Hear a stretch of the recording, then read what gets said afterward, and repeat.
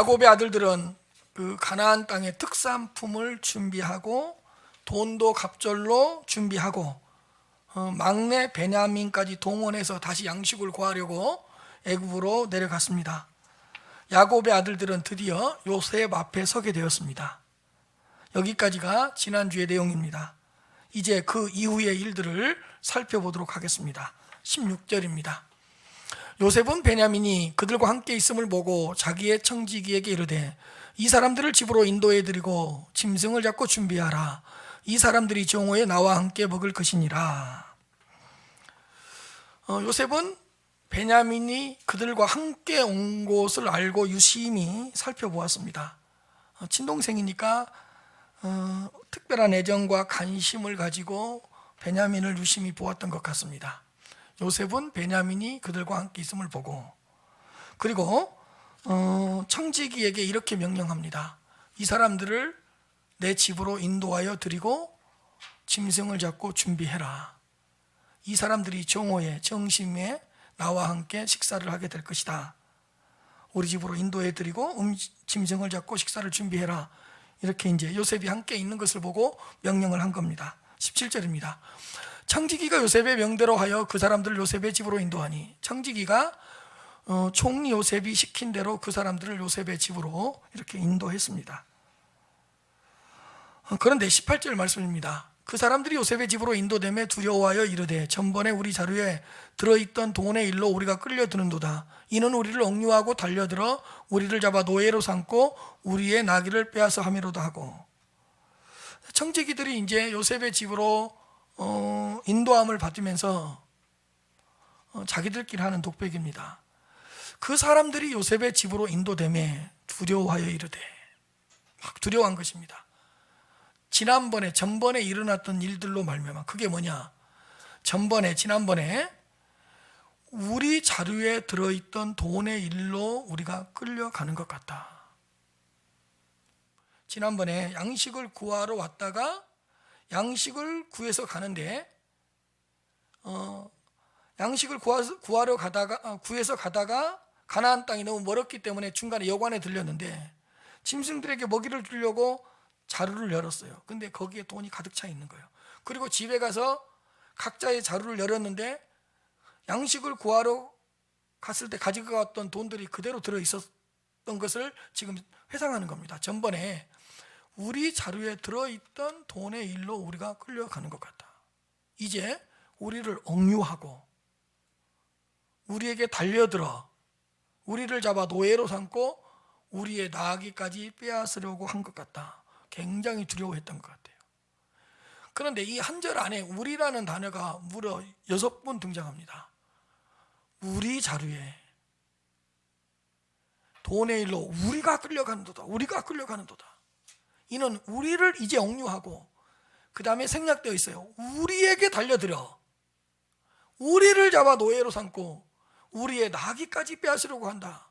굉장히 두려웠던 것 같아요. 우리라는 단어를 계속 쓰면서 상당히 어려운 처해 있다는 것을 이렇게 고백하고 있는 것 같습니다. 그러면서 19절부터 22절입니다. 그 자루에 들어있었던 돈에 대한 결백을 주장합니다. 뭐라고 주장을 하냐? 19절부터 22절입니다. 그들이 요셉의 집 청지기에게 가까이 나아가 그 집문 앞에서 그에게 말하여 이르되 내 주여, 우리가 전번에 내려와서 양식을 사가지고 여관에 이르러 자루를 풀어본즉 각 사람의 돈이 전액 그대로 자루 아기에 있기로 우리가 도로 가져왔고 양식 살 다른 돈도 우리가 가지고 내려왔나이다. 우리의 돈을 우리 자루에 넣는 자는 누구인지 알지 못하나이다. 요셉의 집 문 앞에까지 와서 그 사람들은 청지기에게 막 자신의 결박을 주장했습니다. 그들이 요셉의 집 청지기에게 가까이 나아가 그 집문 앞에서 그에게 말하되, 그 돈에 대한 결백을 계속 주장하는 겁니다. 뭐라고 주장을 하냐? 20절입니다. 내 주여, 20절 그대로 주세요. 20절 이르되 내 주여, 우리가 전번에 내려왔다가 양식을 사가지고 가다가 여관에 들렸는데, 아니 그 자루를 보니까 우리가 양식을 사려고 가져갔던 돈이 그대로 들어있었습니다. 그래서 우리가 도로 가져왔습니다. 그리고 양식을 살 다른 돈도 우리가 가지고 내려왔습니다. 그런데 우리의 돈을 누가 우리의 자료에 넣었는지는 아직까지도 알지 못하겠습니다. 결백을 주장하는 거예요. 우리가 훔쳐간 것이 아닙니다. 우리가 도둑질한 것이 아닙니다. 우리의 돈을 우리의 자리에 누가 넣었는지 아직까지 알지 못하겠습니다. 이렇게 자신의 결백을 주장하는 겁니다. 이 결백을 듣고 23절에 청지기가 이렇게 대답을 합니다. 그가 이르되 너희는 안심하라, 두려워하지 말라. 너희 하나님 너희 아버지의 하나님이 재물을 너희 자루에 넣어 너희에게 주신 것이니라. 너희 돈을 내가 이미 받았느니라 하고 시므온을 그들에게로 이끌어내고, 청지기가 그들에게 이렇게 이야기합니다. 너희는 안심하라, 두려워하지 말라. 안심, 샬롬입니다. 편안한 마음을 가져라. 샬롬해라. 그리고 두려워하지 말라. 더 이상 걱정할 것이 없다. 안심해라. 그래 놓고 안심하고 두려워하지 말아야 될 이유를 설명합니다. 뭐라고 설명을 하냐? 너희의 하나님, 너희 아버지의 하나님이 재물을 너희 자루에 넣어주신 것이다. 너희 돈은 이미 받았다. 내가 받은 걸로 하겠다. 이렇게 위로를 하는 거예요. 너희의 하나님, 너희 아버지의 하나님이 재물을 너희 자리에 넣어서 너희에게 준 것이다. 너희 돈은 내가 이미 받은 것이나 다름이 없다. 표준 세번역에는 뭐라고 번역이 되어 있냐면, 당신들을 돌보시는 하나님, 당신의 조상들을 돌보시는 하나님이 그 자료에 보물을 넣어주신 것입니다. 나는 당신들의 돈을 이미 받았습니다. 이렇게 이야기합니다. 이렇게 기록하고 있습니다. 너희의 하나님을 뭐라고 번역을 했냐? 당신들을 돌보시는 하나님. 그리고 너희의 아버지의 하나님을 무엇이라고 번역을 했냐? 당신들의 조상들을 돌보시는 하나님이 재물을 너희 자료에 넣어준 것이다. 너희 돈은 내가 이미 받았다.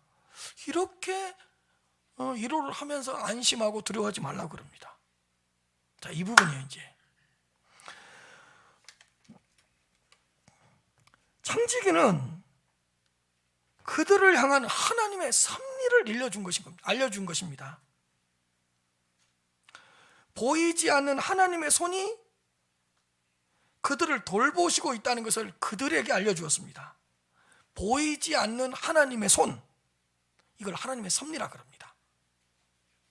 보이지 않는 하나님의 손, 하나님의 섭리가 너희들을 돌보고 있으니까 너희들은 안심해라, 두려워하지 말아라.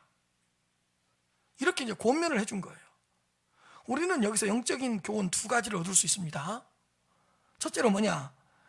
하나님의 섭리를 고백할 때 두려워하지 않고 안심할 수 있다는 겁니다. 그럼 하나님의 섭리는 뭐냐? 하나님의 뭐죠? 보이지 않는 손이에요. 보이지 않는 하나님의 손이에요. 이런 거 꼭 기억해 두세요. 하나님의 섭리가 뭐라고요? 보이지 않는 하나님의 손. 그 보이지 않는 하나님의 손, 그 하나님의 일하심이 섭리예요. 하나님의 자녀들에게는 하나님의 특별한 섭리가 있습니다. 그 보이지 않는 하나님의 손이 하나님의 자녀들을 끊임없이 돌보시고 이끄시고 인도하고 계십니다. 여러분, 하나님의 자녀들을 돌보시는 보이지 않는 하나님의 손이 멈춘 적은 한순간도 없습니다. 지금 이 시간에도 보이지 않는 하나님의 손이 우리들을 위하여 일하고 있고, 하나님의 손이 움직이고 있고, 하나님의 손이 행동하고 있고, 하나님의 손이 우리를 위하여 일하고 있기 때문에 우리가 지금 이 자리에서 예배를 드리고 있는 것입니다. 보이지 않는 하나님의 손이 우리를 탁 놔버리면 우리는 사라져버려요.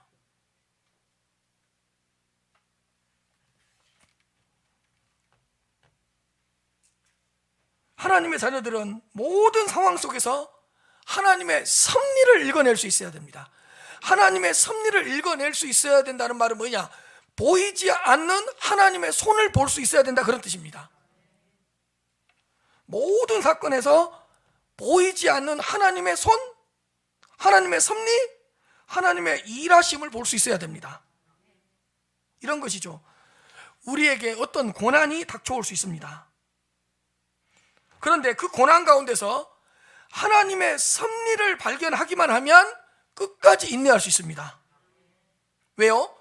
보이지 않는 하나님의 손, 보이지 않는데 분명히 하나님의 손이 있어요. 보이지 않는 그 하나님의 손이 고난을 받고 있는 나를 붙들고 계시고, 보이지 않는 그 하나님의 손이 지금 내가 당하고 있는 그 고난도 붙들고 있기 때문에 끝까지 인내할 수 있습니다.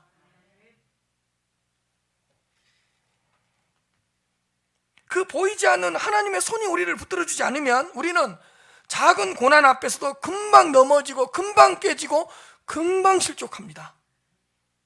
그 보이지 않는 하나님의 손이 우리를 붙들어주지 않으면 작은 시험에도 못 버티고 하루에도 수십 번 수백 번 절망합니다. 보이지 않는 하나님의 손이 쫙 움직이는 거예요. 쫙 이렇게. 그래서 하나님의 섭리를 발견하면 어떤 고난 속에서도 흔들리지 않고 승리할 수 있습니다. 이런 거 있죠. 보이지 않는 하나님의 손이 고난이라는 막대기를 가지고요, 내 인생을 휘저어버릴 때가 있어요. 그게 고난이잖아요. 보이지 않는 하나님의 손이 고난이라는 막대기를 가지고 내 속을 뒤집어 놓을 때가 있어요. 그 막대기로 막 나를 뒤집어 놔. 그리고 내가 누리고 있는 외적인 것들을 막 휘저어버릴 때가 있어요. 있지요. 내 인생 자체를 막 하나님께서 보이지 않는 하나님의 손이 그 고난이라는 막대기를 가지고 내 인생 자체를 흔들어 버릴 때가 있어요. 근데 희한하죠. 보이지 않는 하나님의 손이 고난이라는 막대기를 가지고 내 인생을 휘저어버려서 이상하게 될 줄 알았는데 어딘가 모르게 내가 점점 원위치로 돌아가고 있는 듯한 느낌을 받은 적 없습니까? 보이지 않는 하나님의 손이 고난이라는 막대기를 가지고 내 속을 뒤집어 놨어요. 내 가정을 막 휘저어 놨어요. 내 일터를 막 휘저어 놨어요. 아니, 내 인생길을 막 휘저어 놨어요. 근데 하나님이 휘젓고 나니까 어느 순간에 내가 있어야 될 제자리로 딱 돌아오지 않던가요? 내가 점점 제자리를 찾고 있지 않던가요? 하나님의 섭리가 있기 때문이에요.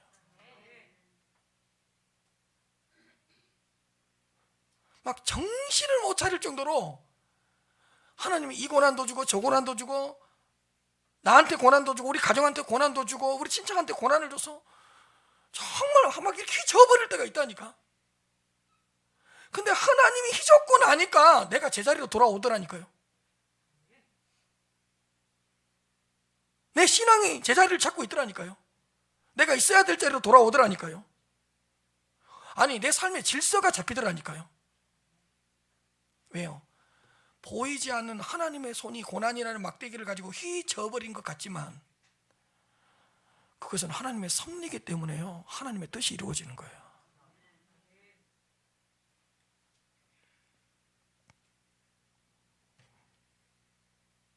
사랑하는 성도 여러분, 고난 가운데서도 보이지 않는 하나님의 손을 볼 수 있는 영적인 시야가 열리기를 주님의 이름으로 축복합니다.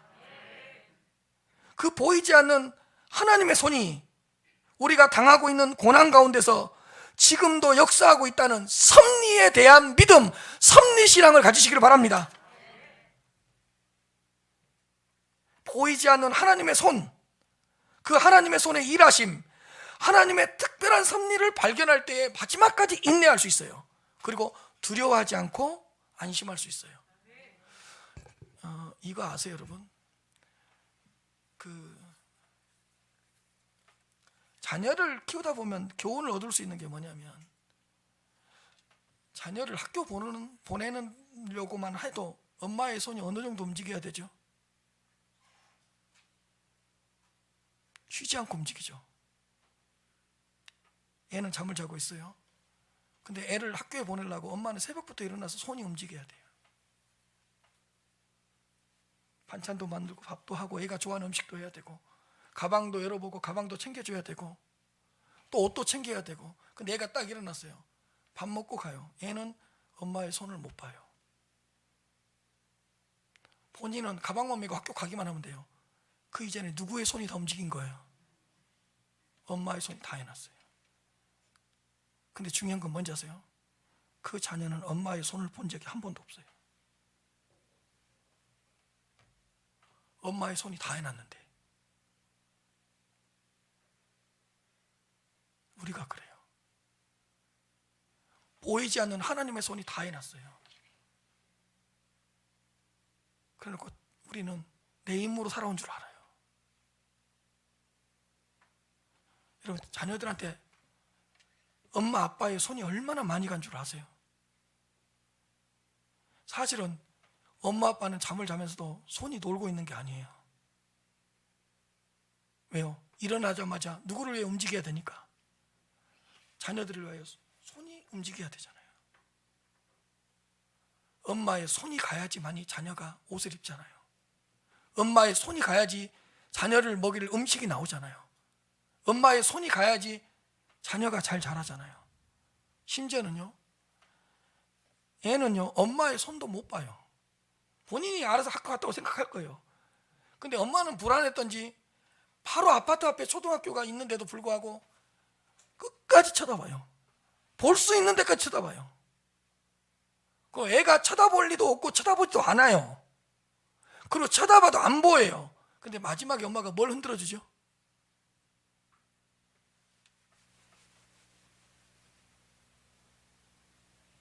이 손도 못 봐요. 엄마가 마지막으로 손 흔들어주는 게 뭐예요? 그냥 흔들어주는 거예요. 엄마의 손이 있으니까 안심해. 돌아오면 너를 위해 엄마의 손이 또 움직일 거야. 우리가 알든지 모르든지 간에 보이지 않는 하나님의 손이 우리를 위하여 계속 움직이고 있어요. 구석구석 하나님의 손이 안 가는 데가 없어요. 그게 섭리예요. 다음에 자식들한테 물어보세요. 지가 큰 줄 알아요? 왜? 뭘 못 봤기 때문이에요. 보이는데 보이지 않는 엄마 아빠의 손을 못 본 거예요. 여러분, 직장 왜 가요? 자식들을 위해서 가잖아요. 그 손을 자식들은 못 봐요.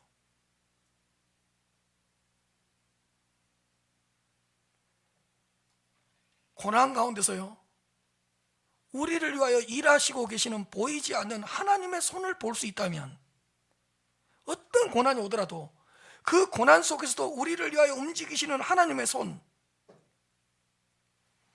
그 손을 볼 수 있다면 끝까지 인내할 수 있어요. 그리고 안심하고 두려워하지 않을 수 있습니다. 두 번째로, 우리에게 어떤 좋은 일이 생길 수 있어요, 여러분. 근데 좋은 일 앞에서도 하나님의 섭리를 발견하면 감사하고 찬송할 수가 있어요. 왜? 보이지 않는 하나님의 손이 역사했기 때문에 좋은 일이 생긴 것이잖아요. 하나님의 특별한 섭리가 있었기 때문에 우리 앞에 좋은 열매가 맺힌 것이잖아요. 보이지 않는 하나님의 손이 매 순간 붙들어지지 않았다면 그 어떤 일도 일어나지 않았고 어떤 열매도 맺혀지지 않았을 것입니다. 그래서 보이지 않는 하나님의 손이 움직이고 있었다는 것을 고백하는 사람들은 큰 성공 앞에서도 절대로 교만하지 않습니다. 어떤 큰 일을 이루어 놓고도 절대로 자신을 내세우지 않습니다. 왜냐하면 보이지 않는 하나님의 손, 하나님의 특별한 섭리를 인정하고 고백하기 때문입니다. 이 좋은 열매가 맺혀질 수 있도록, 좋은 일이 생길 수 있도록 보이지 않게 역사하셨던 하나님의 손을 보았기 때문에 큰 성공 앞에서도, 큰 열매를 거두고서도 자신을 내세우거나 절대로 교만하지 않고 하나님께 영광을 올려드리게 되어 있습니다. 무엇보다도 하나님의 특별한 섭리, 보이지 않는 하나님의 손의 움직임을 인정하기 때문에, 보이지 않는 하나님의 손의 일하심을 인정하기 때문에 좋은 일 앞에서 더 감사할 수 있고, 좋은 일 앞에서 더 찬양하고, 좋은 일 앞에서 더 하나님께 영광을 올려드릴 수 있게 되는 것입니다. 사랑하는 성도 여러분, 보이지 않는 하나님의 손이 여러분들과 함께하고 있다는 걸 믿으시길 바랍니다. 여러분, 자식이 있는 한은 뭐가 필요해요? 부모님의 손이라니까요. 다 커도 자식은 뭐예요? 자식이에요.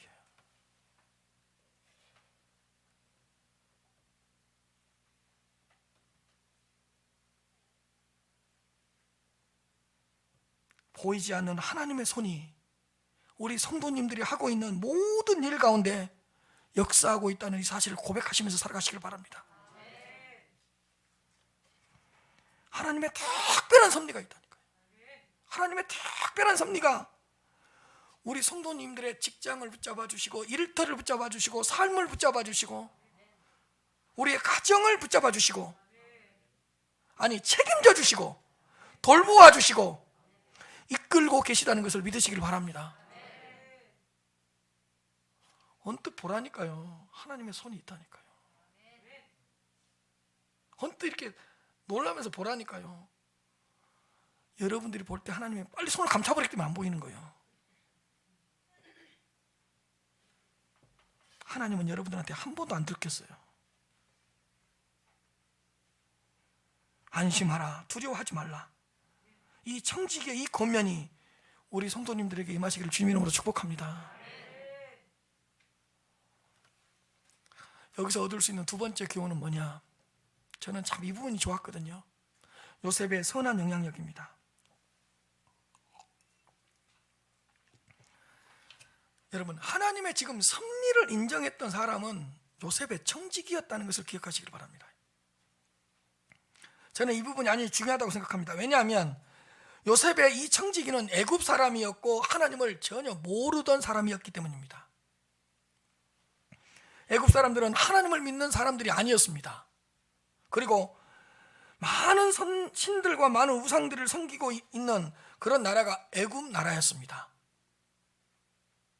그런데 그 애굽 사람 청지기가 하나님의 섭리를 깊이 깨닫고 하나님의 섭리를 인정하면서 요셉의 형들을 이뤄하고 있습니다.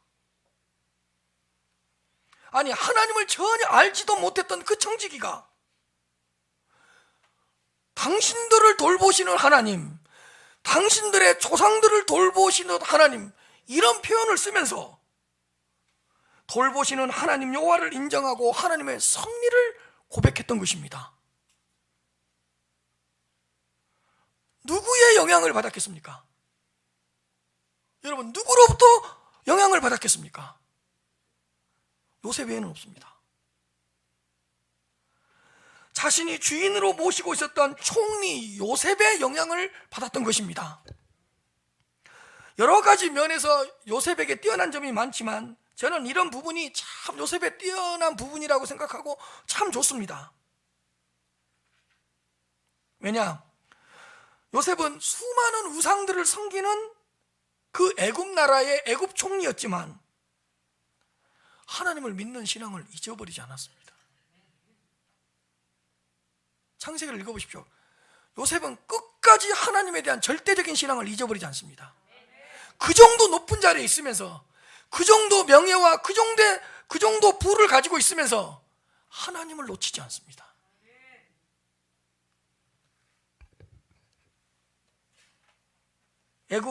애굽 나라의 애굽의 이방 문화에 물들지 않았고 그 우상 숭배의 유혹에 빠지지 않았습니다, 여러분. 수많은 우상들을 섬기는 나라에서 홀로 올곧이 자신의 신앙을 지켜나갔습니다. 그리고 자신의 청지기에게 선한 영향력을 미쳤습니다.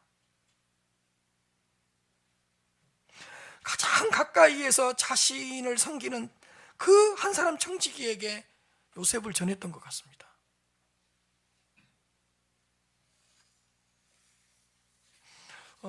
이러면 감동이 됐을지도 몰라요. 요셉이 총리였으니까 많은 대중들 앞에서 뎁다 큰 간증을 해가지고 500명이 믿었더라, 500명이 하나님의 섭리를 고백했더라, 5,000명이 그랬더라, 그럼 우리가 놀라 자빠질지 몰라요.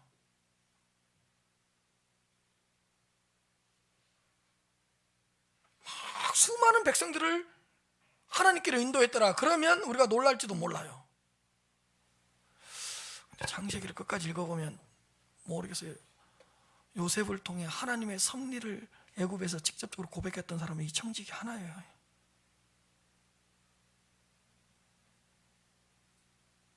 그래서 요셉이 매력 있는 거예요. 그 한 사람에게 선한 영향력을 미친 거예요. 아마 그 청지기에게, 아니 이 청지기 이렇게 고백했잖아요. 당신의 조상들을 돌보시는 하나님이라고 고백했잖아요. 그러면 당신의 조상들의 하나님을 누가 가르쳐 줬을까요? 아마 요셉이 잘 가르쳐 줬을 거예요. 전파했을 거예요. 그리고 자신에게 꿈을 주고 비전을 주셨던 하나님을 딱 전했을 거예요. 몇 사람 앉혀놓고요? 한 사람 앉혀놓고. 요셉은 한 사람을 귀중하게 여기는 사람이라니까. 그리고 형들로부터 버림받은 이야기, 보디발의 집에서 노예로 살던 이야기, 감옥에서 지냈던 이야기. 너 구덩이에 빠져봤어? 너 노예로 살아봤어? 너 오해를 받아서 감옥에 살아봤어? 이런 이야기 해주고, 너 왕의 꿈을 해석해 봤어? 자기가 당했던 여러 가지 고난에 대한 이야기를 들려주면서 그럼에도 불구하고 자신의 삶 가운데 역사하셨던 하나님을 전해주었을 것 같아요. 힘들고 어려웠는데 13년 동안의 노예 생활, 감옥 생활을, 그럼에도 불구하고 자신의 삶에 깊이 개입해 계시고 자신의 삶 안으로 깊이 들어와 계시고 자신의 삶을 끝까지 간섭해 주셨던 그 하나님 이야기를 들려줬을 것 같아요. 요즘식으로 말하면 청지기 한 사람 앉혀놓고 간증한 거예요.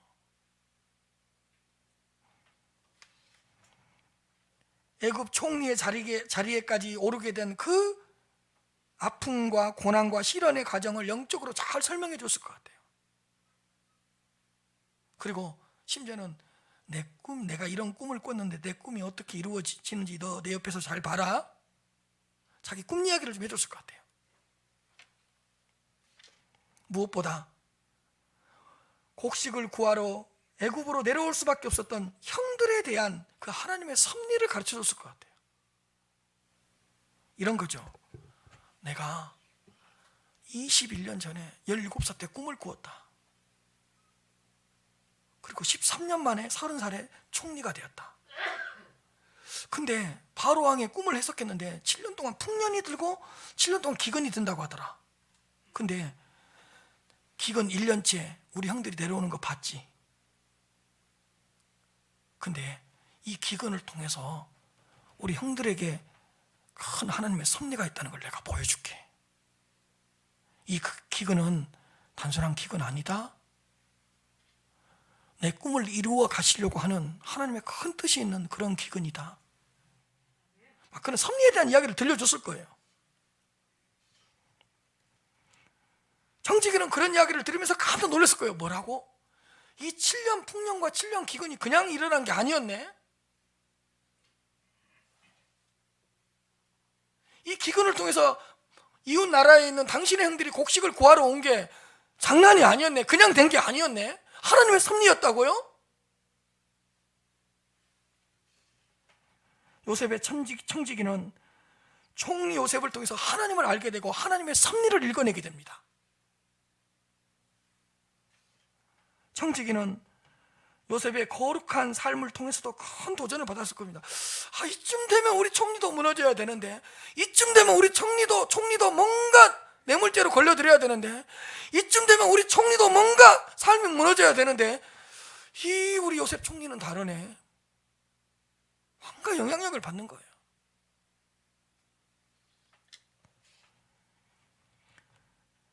요셉 가까이에 있던 청지기는 요셉과 함께 하시는 하나님을 경험했을 것입니다. 아마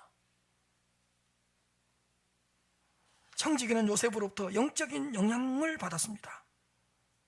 요셉은 모르겠어요. 많은 사람이 아니라 자신 앞에 있는, 자신을 섬기는 단 한 사람의 청지기에게 영향력을 미쳤어요.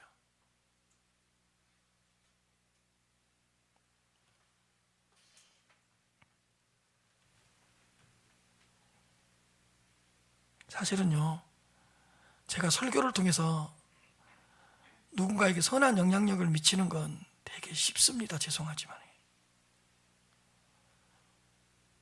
왜요? 100명, 200명이 설교 듣는데 한두 명 은혜 안 받겠어요? 그 중에 10명 은혜 안 받겠어요? 제가 하는 일은 의외로 쉬워요. 뭐가 어려운지 아세요? 여러분들의 삶의 자리에서 가까이에 있는 사람에게, 한 사람에게 영향력을 미치는 것이 훨씬 힘들어요. 그래서 저는 대단한 게 아니에요. 여러분들이 훨씬 대단해요.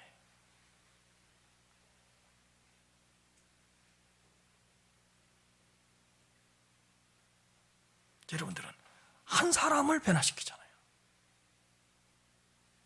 요셉 보세요. 한 청지기를 변화시키잖아요.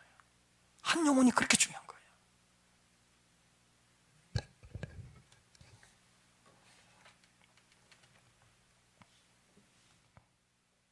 요셉이 얼마나 많은 사람들에게 선한 영향력을 미쳤는지는 잘 모르겠습니다. 그러나 분명한 것은 이 청지기만큼은 스스로 하나님의 섭리를 고백했다는 것입니다. 자신 앞에서 일어나고 있는 일들 가운데서 보이지 않게 역사하시는 하나님의 손을 볼 수 있었습니다. 왜? 요셉의 영향력을 받았기 때문에. 그 요셉 이야기를 들으면서 보이지 않는 하나님의 손이 구덩이에서 꺼내주고, 보이지 않는 하나님의 손이 보디발의 집에서 꺼내주고, 보이지 않는 하나님의 손이 감옥에서 꺼내주고, 보이지 않는 하나님의 손이 요셉을 종리다리로 올리고, 보이지 않는 하나님의 손이 요셉을 여기까지 인도해 주시고, 이걸 본 거예요. 그 청지기가 본 거예요.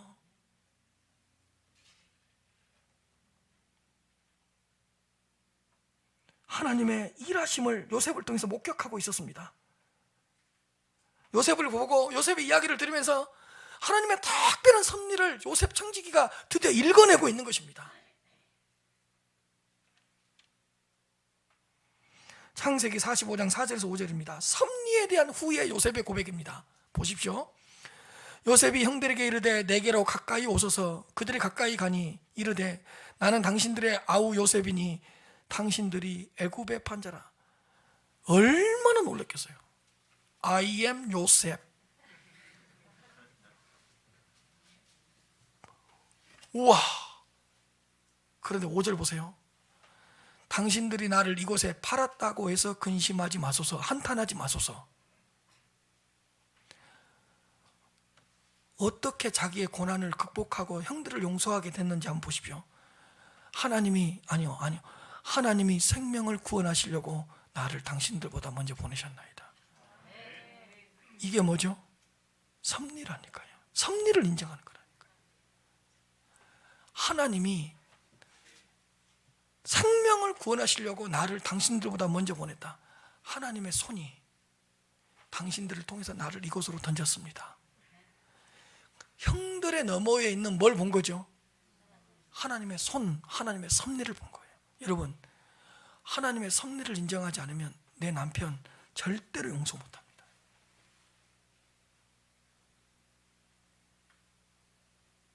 하나님의 섭리를 읽어내지 못하면 내 아내 실수 잘못 절대로 용서 못합니다.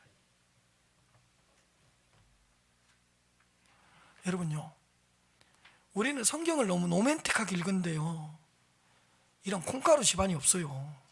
아니, 동생이 막내 요셉이 아버지한테 차별대우 좀 한다고 동생을 구덩이에 묻어버려요? 그런 집 있어요? 아니, 동생이 꿈 이야기를 좀 했다고 팔아버려요? 이 못된 형들이 어디 있어요? 이런 형들을 어떻게 용서해요? 이런 형들을 어떻게 사랑하냐고요? 어떻게 용서했죠? 하나님의 섭리를 보는 거예요.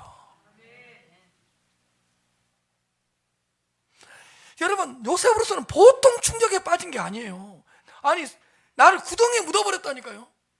나를 다른 나라에 팔아버렸다니까요. 이런 형들을 어떻게 용서하냐고요. 이런 형들을 어떻게 사랑할 수 있냐고요. 하나님이 당신들의 생명을 구원하시려고 나를 당신들보다 먼저 보내셨습니다. 그 요셉의 청지기가 고백했던 하나님의 섭리를 또 요셉이 고백하고 있어요. 이런 거 보면 섭리에 대한 신앙을 청지기가 배운 거예요.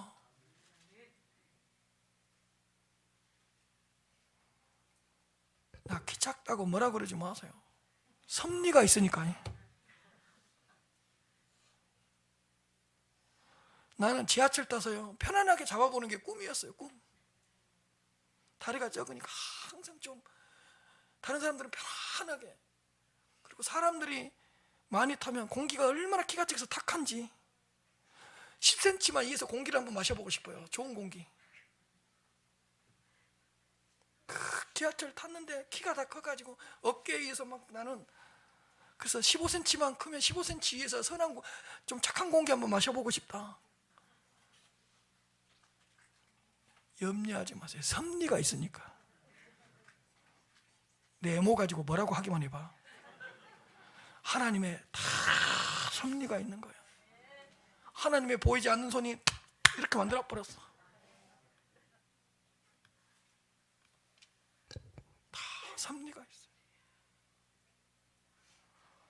지난주에 강구하고 내가 거울 내 얼굴 한번 유심히 봤다니까. 처음으로요.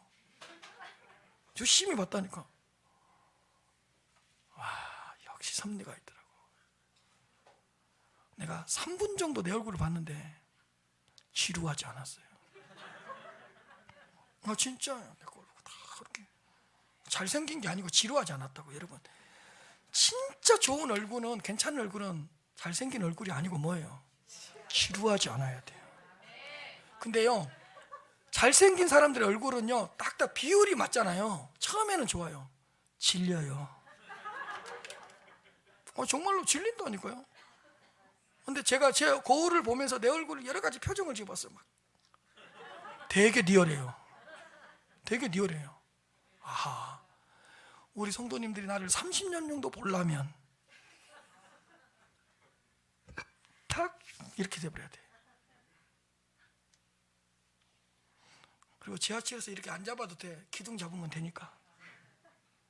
아무런 염려 없어. 여러분, 섭리가 이렇게 중요한 거예요. 이렇게 생긴 거 다 뜻이 있어.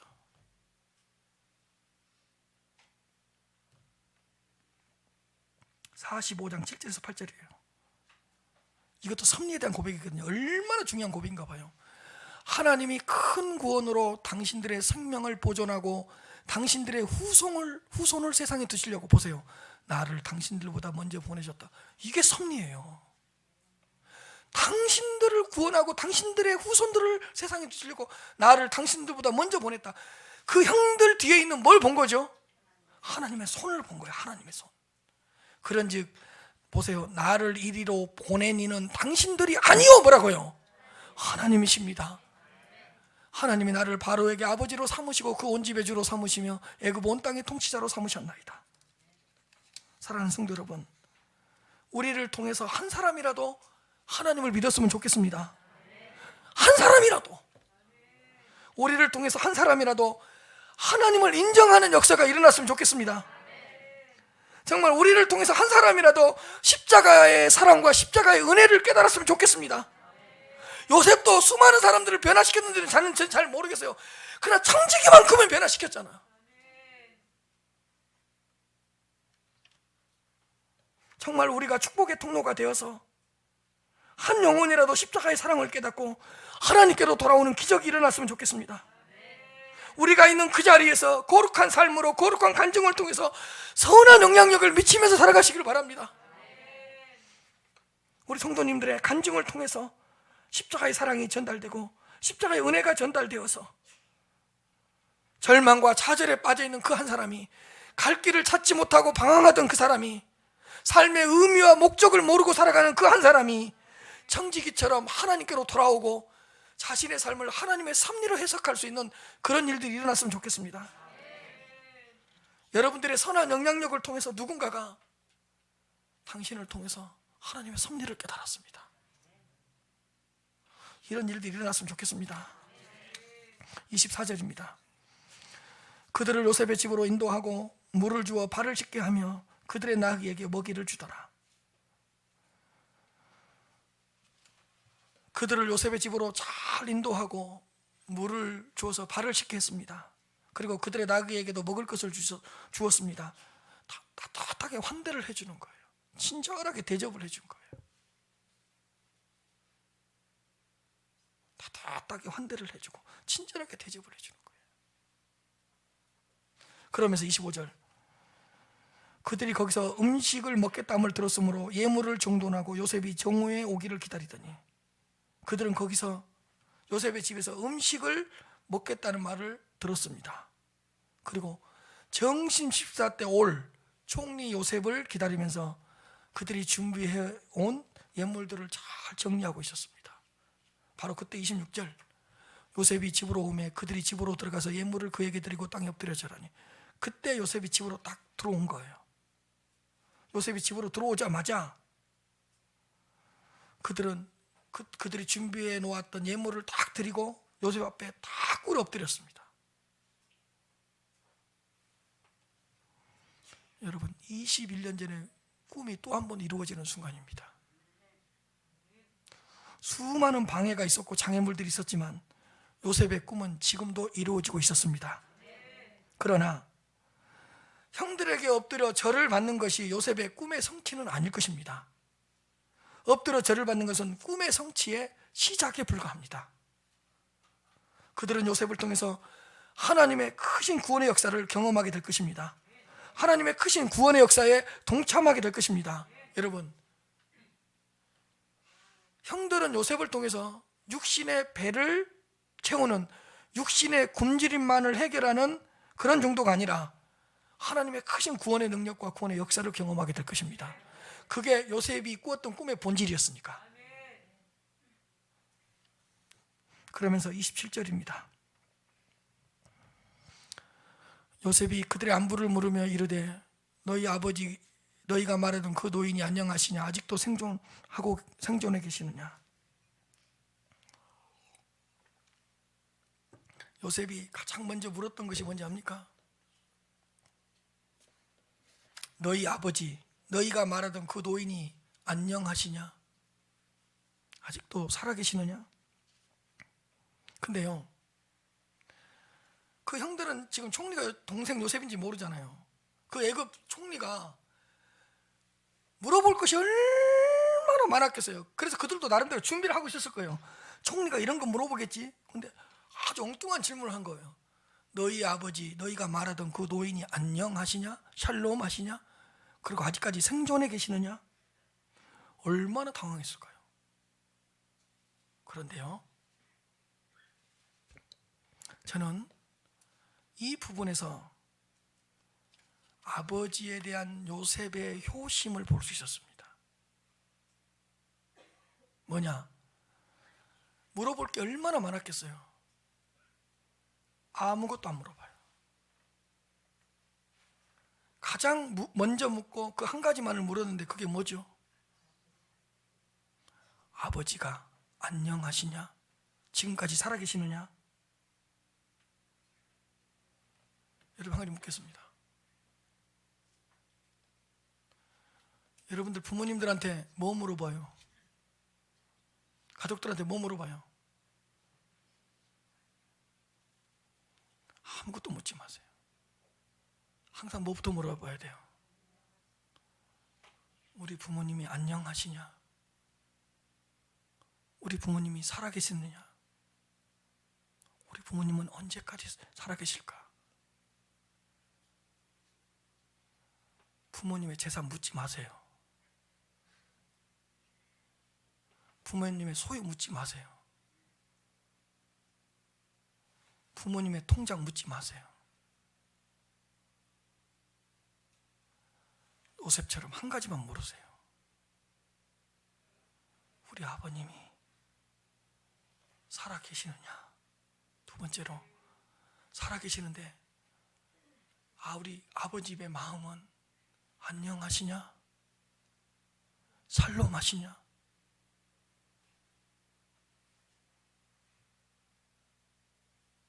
그것만 물으세요. 여러분, 요셉이 물어보고 싶은 게 얼마나 많았는지 아세요? 가장 먼저 그것부터 묻고 그거 외에는 묻지 않아요. 이게 아버지를 향한 요셉의 효예요. 여러분들 가정에서의 최고의 관심사는 뭐라고요? 부모님이 생존하시냐? 그 다음에 부모님이 뭐라고요? 안녕하시냐? 항상 전화하세요. 오늘 예배 끝마치고 가면서 딱 전화하세요. 살아계시니까 또 전화 받았는데 살아계시냐고 또 묻지 말고, 또 아직까지 살아계십니까? 복잡하게 만들지 말고 살아계시니까 전화 받았을 거 아니에요. 가장 먼저 뭘부터 물어봐야 돼요? 그것부터 묻고 다른 거 묻지 마세요. 요즘 불편한 마음이 어떤 평안하세요? 혹시 마음이 불편하시면 뭐 제가 도와드릴 거 없을까요? 아니, 마음은 좀 평안하세요? 마음은 좀 안정이 되세요? 그런다 그러면 딱 끊으세요. 항상 이것부터 물어야 돼요. 우리는 부모님이 안녕하시냐? 지금까지 생존하시냐?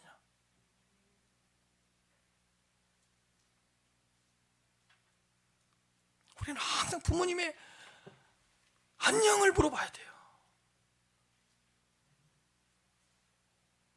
이제 부모님이 나한테 뭘 해줄까 그만 생각하시고 내가 부모님의 안녕을 물어야 될 때예요.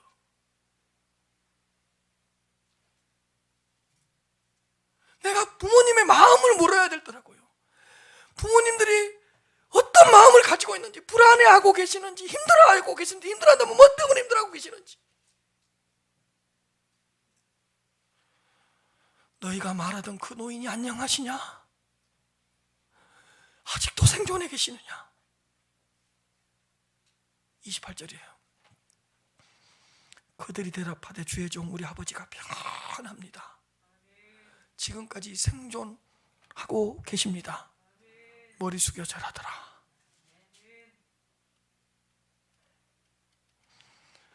가족들한테도 전화해서 가장 먼저 뭐 물어보시라고요? 우리 아버지 어떻대? 어머니 잘 지내신대? 요즘 부모님의 마음은 평안하시대? 얼굴을 보니까 뭔가 염려가 있으신 것 같은데 근심이 있으시나?